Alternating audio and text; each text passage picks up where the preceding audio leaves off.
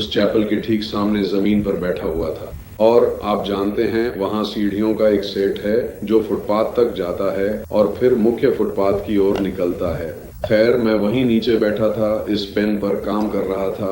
मैंने इसे अनप्लग करने की भी जहमत नहीं उठाई।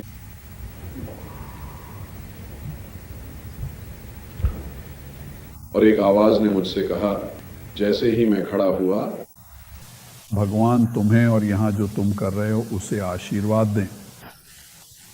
तो मैंने ऊपर देखा और वह प्राणी उन सीढ़ियों के ऊपर लैंडिंग पर खड़ा था।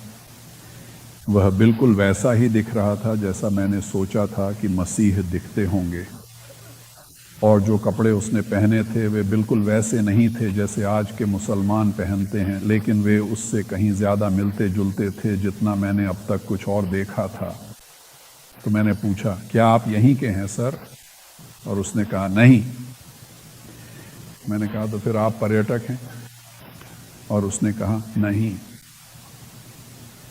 और मैंने सोचा, ठीक है, वह मुझसे बात नहीं करना चाहता, ये तो साफ है। मुझे समझ नहीं आया कि और क्या कहूँ। और फिर उसने कहा, मैं दक्षिण अफ्रीका से न्यू जेरूसलम जा रहा हूँ। खैर, इससे तो बहुत सारी संभावनाएं वहीं खत्म हो गईं। तुरंत ही यह साबित हो गया कि वह एक स्वर्गिक प्राणी था। और मैं बस वहीं बैठा रहा, कुछ नहीं बोला, और वह मुझे देखता रहा, बस लगातार मुझे देखता रहा। उसने कहा, भगवान आपको आशीर्वाद दें, और जो कुछ आप यहां कर रहे हैं उस पर भी। वह उन सीढ़ियों के ऊपर खड़ा था।